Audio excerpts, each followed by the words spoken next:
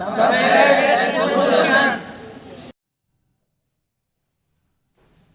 viewers, welcome to SS Bhushan's channel. If you haven't subscribed my channel so far, kindly subscribe my channel SS Bhushan. Today we shall deal with a new chapter, that is transitive and intransitive verbs. This is my 13th grammar class, so I have put the heading as Grammar 13. In this video, I shall try to teach transitive and intransitive verbs. Okay, what is meant by a transitive verb? And what is meant by an intransitive verb? Let us try to bear it in mind that a transitive verb transfers action to some other object. An intransitive verb does not pass an action. To other object. There won't be any object to pass the action actually. So, transitive. Action passes over from subject to an object. The subject is the doer of the action. For example, Gracie beats the dog. Philomena beats the boys. So, Gracie, subject. Philomena, subject. They are doing some actions. So, this action, Gracie is the subject and beats is called the verb form. So here, Gracie beats what? Gracie beats whom? So here we can understand that Gracie beats the dog. This is the object. So the action of the subject or the doer is transferred to the object called the dog, isn't it? So you can take another example. Shailaja cooks food. Shailaja is a proper noun. So Shailaja cooks what? Cooks food. So cooks is the verb form and the action is transferred to the object food. So this is called object and this is called verb.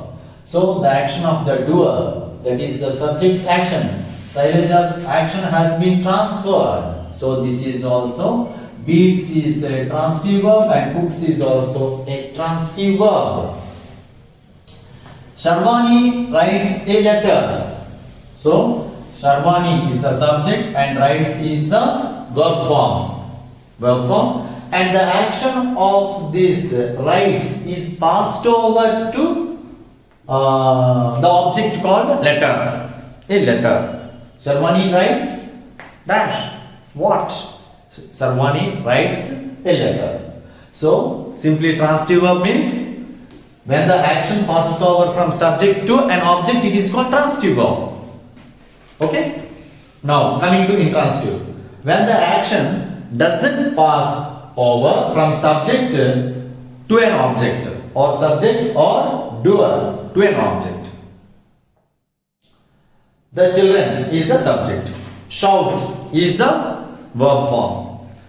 The children shout. There is no whom or there is no what. Simply we can say that the action ends here. Simply you take this adverb, remove this adverb. You can easily understand better. The children shout. Lata walked. So walked is a verb form and that sentence gives a complete meaning. But the action stops with the verb form walked itself. The action doesn't pass over to anybody else. There is nobody to receive the action of the subject. In the same manner, the baby cries. The baby subject cries is the verb form. The action is not passed over to anybody or to anything. So, the baby cries. So, this verb form is called intransitive verb. What is called intransitive verb? And we can say that an intransitive verb generally denotes an action. An intransitive verb generally denotes a state. The baby cries. The baby sleeps. Okay. There is dust in this water. So here the verb form is. There is dust there is a speck of dust in this water. That means the water is polluted. So it is a state of being. It is a condition. There is nothing more to say about that. So an intransitive verb is a verb form where the action is not passed over to the object. There won't be any object, simply we can say. Okay. Next one. Another important point to be noted. Transitive verb generally takes a single object only, one object only. But there are some transitive verbs. There are some transitive verbs which take two objects. And one of the objects is called direct object. And the other one is called indirect object. For example, these verbs, these transitive verbs generally take two objects. See, Ritu brings home anger. Ritu brings home vegetables. Okay. In this sentence, actually, Ritu brings frustration. Generally, most of the girls or most of the employees, especially ladies, when they come home, they bring these kind of these kind of things to their home. Instead of vegetables or instead of peace of mind, generally they bring frustration, anger. So Ritu brings frustration is the sentence actually. So Ritu is called the subject. Brings is called the verb form. Frustration is called the object. Okay, frustration is called the object. So this is actually called direct object. So then what is this? Ritu brings home. This is called indirect object. Okay. So here, even if this indirect object is removed, the sentence can be read correctly or meaningfully. For example, Ritu brings frustration. Ritu brings vegetables. Okay. But if we stop, Ritu brings home, the immediate question which arises is that Ritu brings home what? Okay. So Ritu is the subject. This subject is followed by a verb form, brings, and after this verb form, two objects are mentioned. One is home and another one is frustration. And this is called direct object and this is called indirect object. Okay. In the same manner, this verb form, lend. I have mentioned it in the past tense form for my convenience. Papu lent Appu a bike. Papu lent a bike. So this is called direct object and Appu is called indirect object. Same, sell. So for my convenience I used here sold. Rohit sold me the watch which he bought. So this is called direct object. Simply we can remember that in most of the cases the direct object comes at the end of the sentence and the indirect object comes in between. That is just before the direct object. Okay. Next, Rahul made a fool.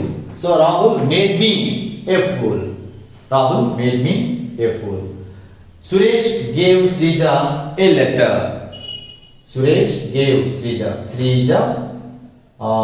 indirect object, a letter is the direct object. Sridhar offered me a ticket. Offered is the verb form. Me is called indirect object, a ticket. Okay. So there are other verb forms also. Just you can go through. So these verb forms generally take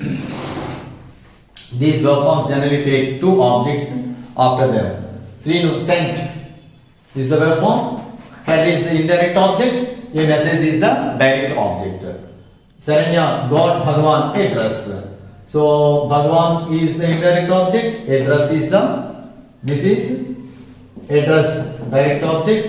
Bhagwan, indirect object. In the same manner, a message, direct object. Next, her is called indirect object. IDO, indirect object. The owner handed me the electricity bill. The bill. Okay, the owner handed me. Handed is the verb form, and me is the IDO, and electricity bill is the direct object. DO. Nalaya paid Araya the amount. So this is the verb form paid. Araya is the IDO. The amount is the DO. Appadu showed Subadu the notice. So here notice is actually the DO, and Subadu is the IDO. Next, Rishida left her the bag. The bag is the DO, her is the IDO. Next, Jayanti played me the guitar. Guitar is the DO. Next, me is the IDO. I sang him a song.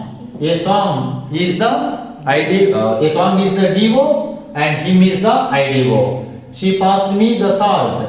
So here could you please tell which is the DO? The salt is the DO. Me is the IDO.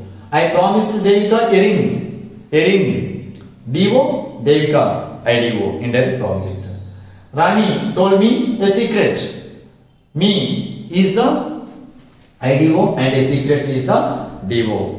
Okay? Hope you have understood what is meant by transitive verb and what is meant by an intransitive verb.